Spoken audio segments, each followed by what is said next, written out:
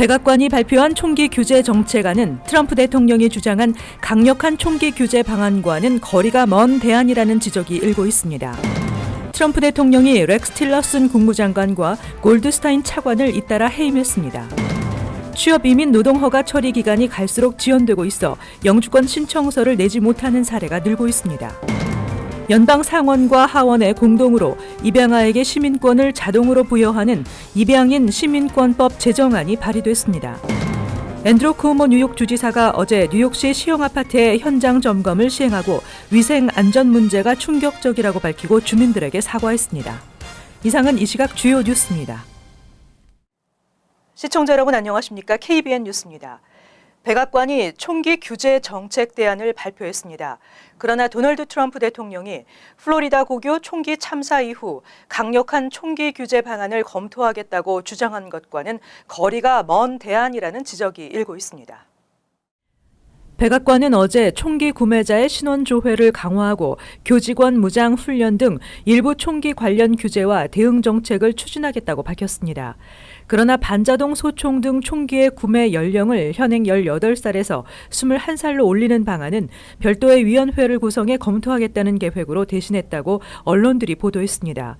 뉴욕타임즈는 이 같은 총기 규제 전략은 단편적이고 제한적인 조치라며 플로리다주 고교 총기 난사 사건 이후 트럼프 대통령이 강하게 주장해온 규제 방안과는 거리가 멀다고 지적했습니다. 트럼프 대통령은 총기 구매자 신원 조회 강화와 플로리다 고교 범행에 쓰인 반자동 소총에 대한 구매 연령을 상향 조정해야 한다고 강조해왔습니다. 트럼프 대통령의 이 같은 행동에 그를 강력하게 지지했던 전국 총기협회의 반대에도 불구하고 소신 있는 총기 규제 방안을 마련할 것이라는 기대와 우려가 동시에 제기되기도 했습니다. 그러나 정작 실질적인 정책은 교직원 무장과 구매자 신원조회 강화 법안 지지로 제한됐고 구매 연령 상향은 위원회에 넘겼다는 비판이 일고 있습니다. 이 같은 트럼프 대통령의 총기 규제 추진 계획에 대해 민주당 측은 총기협회의 로비에 굴복한 것이라고 워싱턴 포스트가 전했습니다. 한편 민주당과 총기 규제 지지 단체들은 학교를 총기로 무장하는 방안 자체를 반대하고 있습니다. 트럼프 대통령이 렉스 틸러슨 국무장관과 골드스타인 차관을 잇따라 해임했습니다. 북미 정상회담을 앞두고 외교 공백 상태가 우려되는데요. 후임 장관에는 마이크 폼페이오 중앙정보부국장이 지명됐습니다. 보도에 지한샘 기자입니다. 트럼프 대통령은 오늘 렉스 틸러슨 국무장관을 전격 경질했습니다. 트럼프 대통령은 이란 핵협정을 비롯한 문제들을 놓고 틸러슨과 이견이 있었다고 주요 외교 정책에 관한 이견 차이가 경질 배경이라고 설명했습니다. 트럼프는 후임 국무장관에 마이크 폼페이오 중앙정보국 국장을 지명했습니다. 트럼프 대통령은 트위터를 통해 폼페이오 국장이 새 국무장관이 될 것이며 그가 직무를 훌륭하게 수행할 것을 믿는다고 말했습니다. 폼페이오 새 국무장관 지명자는 행정부 내 대표적 강경파이지만 최근 남북, 북미 정상회담 성사 과정에서 한국 정보 당국과 끈끈한 협력을 발휘한 것으로 전해졌습니다.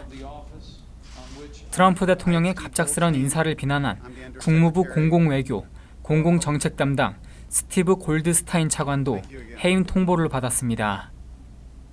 스티브 차관은 틸러슨 장관은 경질 이유조차 모르고 있었다는 불만 섞인 성명을 발표하고 해임됐습니다.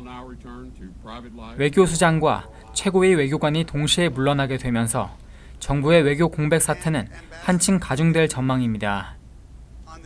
특히 북핵談判을 앞두고 동아태 차관보와 대북 정책 특별대사, 주한 미 대사 등 대북 라인의 공백이 장기화하는 것 아니냐는 우려가 커지고 있습니다.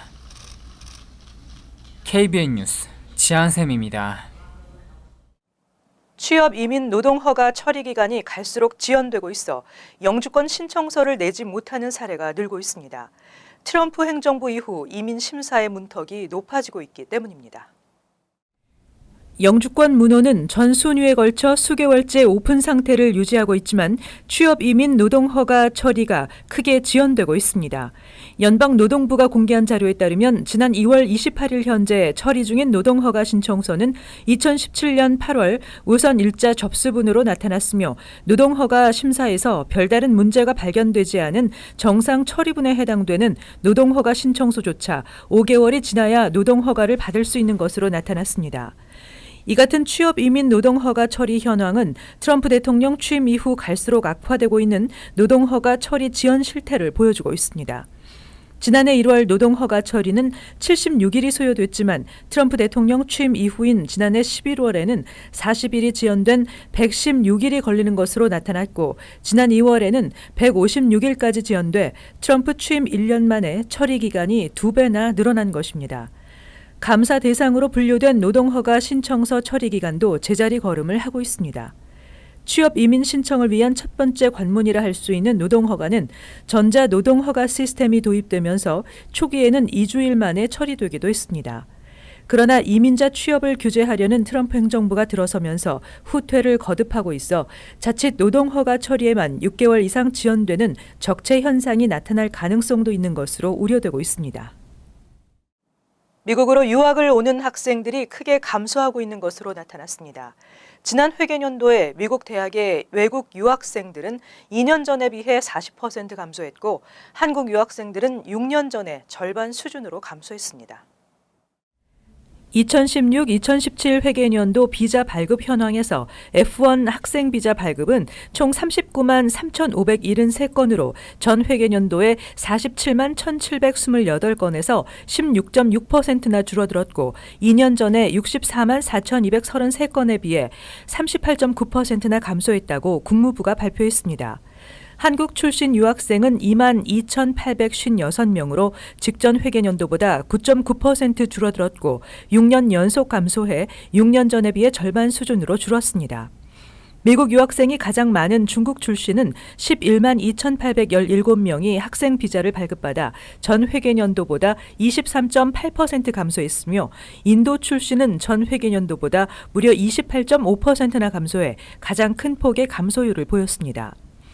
한편 미국 내 주립대학들은 타주 출신 학생과 유학생들로부터 거주민 학생보다 2배에서 3배 비싼 수업료를 받아 학교 재정에 큰 수입원이었던 만큼 외국 유학생들이 크게 줄어들면서 미국 내 주립대학들이 재원 마련에 어려움을 겪고 있습니다.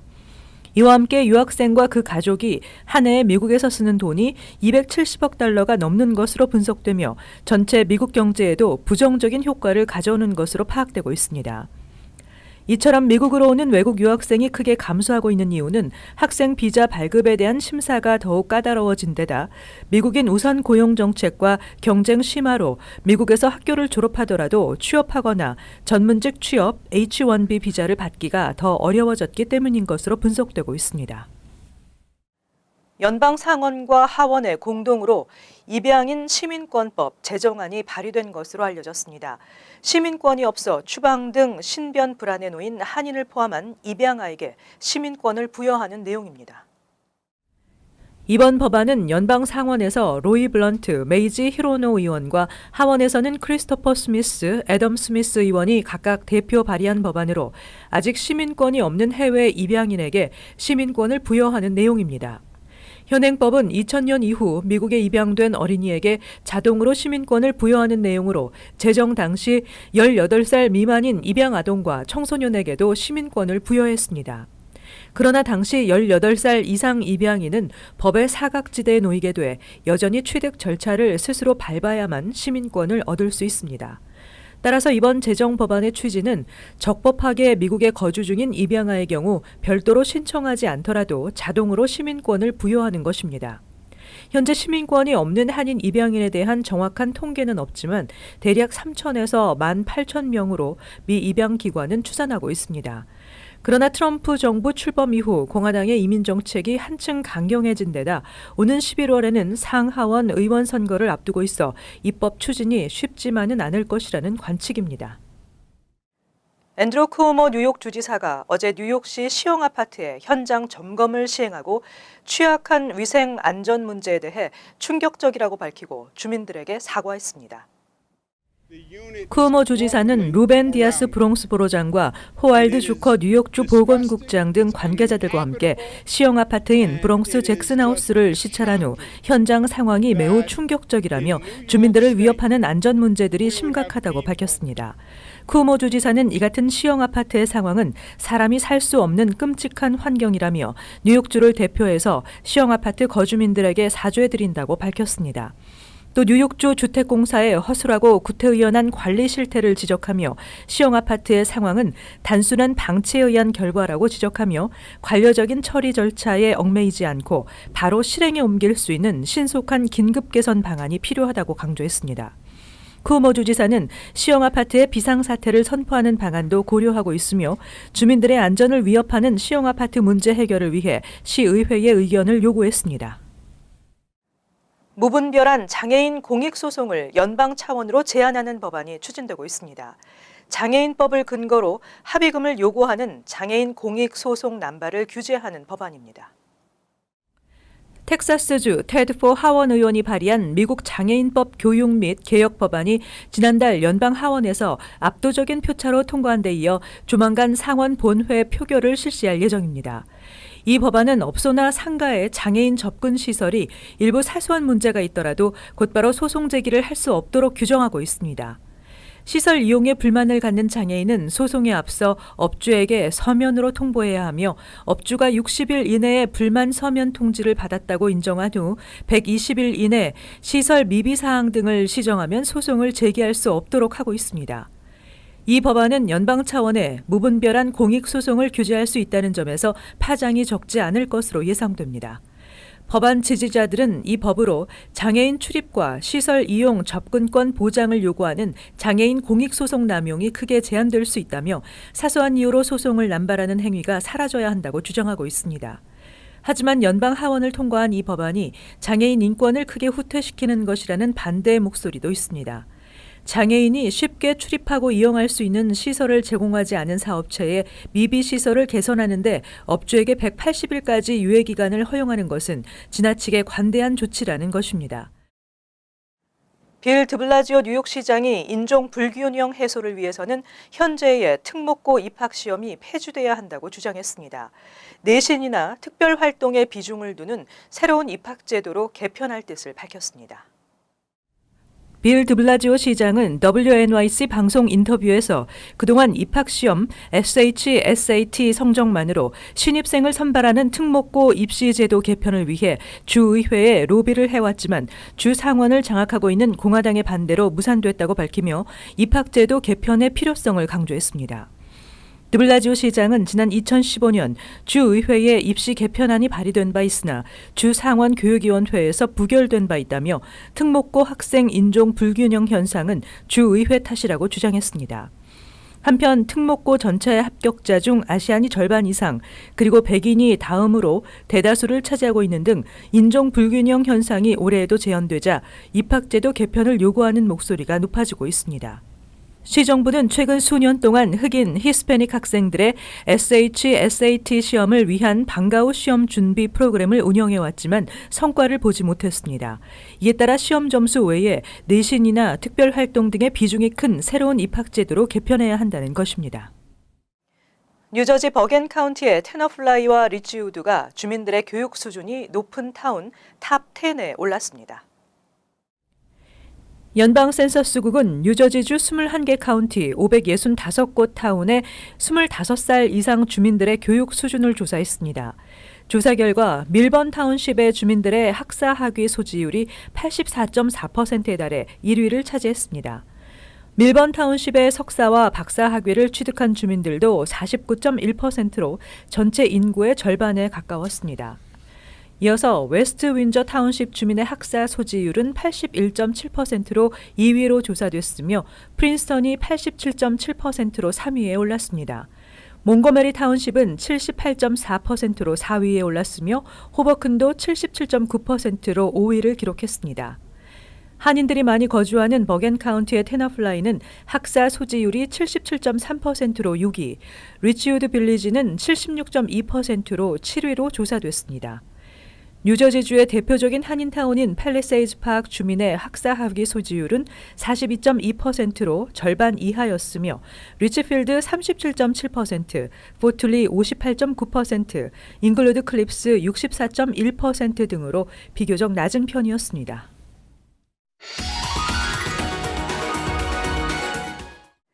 이어서 LA 지역 한인사회 소식입니다. 한국 드라마를 시작으로 한류 열풍이 시작됐다 해도 과언이 아닌데요. LA에서 한국 인기 드라마 속에 등장한 옷과 헤어스타일 등 전통 방식의 차림새를 통해 한국 문화를 들여다볼 수 있는 특별한 행사가 진행됐습니다. 홍지은 기자입니다. 무대 위 전통 의상을 입은 모델들이 관객들의 시선을 사로잡습니다. 해를 품은 달, 옥중화 등 한국에서 선풍적인 인기를 끈 사극 드라마 의상들이 공개되며 관객들의 탄성을 자아내기도 합니다. LA 한국문화원에서 개최한 드라마 속 전통 한복과 머리 모양 행사에는 한류 배우들이 입었던 한복과 머리 스타일을 그대로 재현하며 타인종들에게 한국 역사와 문화에 대한 이해를 도왔습니다.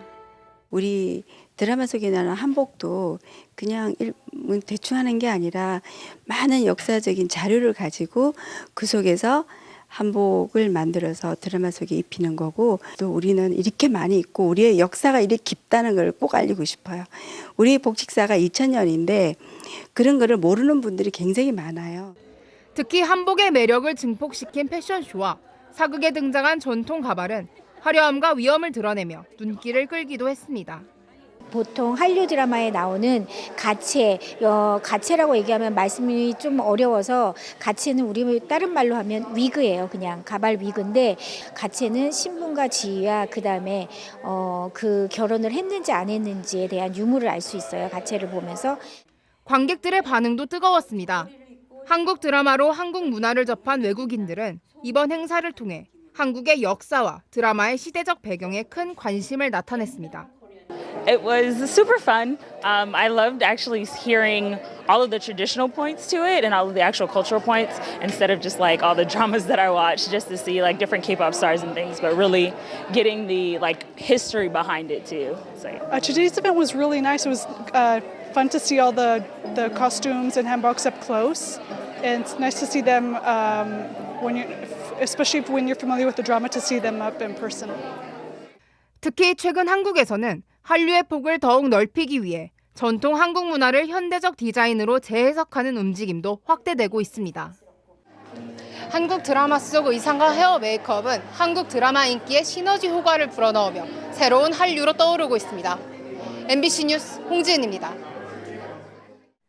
오는 6월 5일 치러지는 중간선거의 후보 등록이 잇따라 마감되면서 한인 후보들의 대진표도 윤곽이 드러나고 있습니다. 오렌지 카운티 슈퍼바이저 2지구 선거는 재선에 도전하는 미셸 박스틸 슈퍼바이저와 마이클 마우니의 맞대결이 예상되지만 막판 브랜드 퍼킨슨 후보의 등록으로 인해 3파전으로 재편됐습니다. 지지도나 선거자금 모금에서 우위가 예상되는 미셸 박스틸 슈퍼바이저는 오는 중간선거에서 50% 초과 득표로 결선 없이 중간선거에서 재선을 확정짓겠다는 계획입니다. 일단 내가 2명의 어포넌트가 있기 때문에 열심히 해서 6월까지는 50% 플러스 1으로 해서 이기도록 노력해봐야죠. 또 재선에 도전하는 최소코 가주 68지구 하원 의원은 미셸 두먼과의 2파전이 확정되면서 11월 결선액을 확정지었습니다. 영킴 전 가주 하원 의원이 출마한 연방 하원 39지구는 오는 14일 후보 등록이 마감되는 가운데 현재까지 한인 수지박, 레게트 후보 등 총 10명이 등록을 마쳤습니다. 한편 오렌지 카운티 지방법원의 한인 리처드 리 판사는 단독 출마로 당선을 확정지었습니다. 이어서 간추린 소식입니다. 텍사스주 오스틴에서 열흘 동안 3건의 소포 폭탄 폭발 사고가 발생하면서 수상한 소포가 있다는 신고 전화가 경찰에 쇄도하고 있습니다. 켄 팩스턴 텍사스주 법무장관은 주민들에게 예정돼 있지 않던 소포를 받았을 경우 열어보지 말고 가까운 경찰관서에 신고하라고 권고했습니다. 경찰은 피해자들이 흑인 또는 히스패닉계 주민이어서 인종범죄 또는 증오범죄일 가능성이 있는 것으로 보고 수사 중입니다. 엘라바마주에서 고교생 50여 명을 태운 전세버스가 계곡 아래로 굴러 최소 1명이 숨지고 10여 명이 크게 다쳤습니다. 사고 버스는 전날 밤 플로리다주 디즈니월드에서 출발해 텍사스주 휴스턴으로 돌아가기 위해 엘라바마주 볼드윈 카운티를 지나던 중 10번 고속도로 서쪽 방향에서 약 50m 계곡 아래로 굴러떨어졌습니다. 버스에는 휴스턴 채널뷰 고교 밴드부 학생들이 타고 있었던 것으로 확인됐습니다. 연방 하원 의원 뉴저지 3지구에 출마한 앤디 킴 민주당 예비 후보가 오션 카운티 민주당 위원회로부터 공식 지지를 이끌어냈습니다. 김 후보는 지난달 전국 민주당 위원회에 레드 투 블루 캠페인에 이름을 올렸고 벌링턴 카운티 민주당 위원회로부터 공식 지지를 받았습니다. 미 동부에서 한인으로는 최초로 연방의회 입성을 노리고 있는 김 후보는 민주당 예비선거를 통과하면서 3선에 도전하는 공화당의 톰 메가더 의원과 맞붙게 됩니다. 여러 건의 성추행 의혹을 받고 있는 뉴욕 메트로폴리탄 오페라의 명예음악 감독인 제임스 레바인이 결국 퇴출됐습니다. 뉴욕타임즈에 따르면 메트로폴리탄 오페라는 조사 결과 레바인 명예음악 감독이 재임 전은 물론 재임 기간에도 성학대와 괴롭힘을 저질렀다는 믿을 만한 증거를 확보함에 따라 해고하기로 했다고 밝혔습니다. 이로써 메트로폴리탄 오페라를 40여 년간 이끌어온 레바인은 성추행 의혹이 불거진 지 3개월 만에 결국 불명예 퇴진하게 됐습니다. 계속해서 환율과 증권 소식입니다.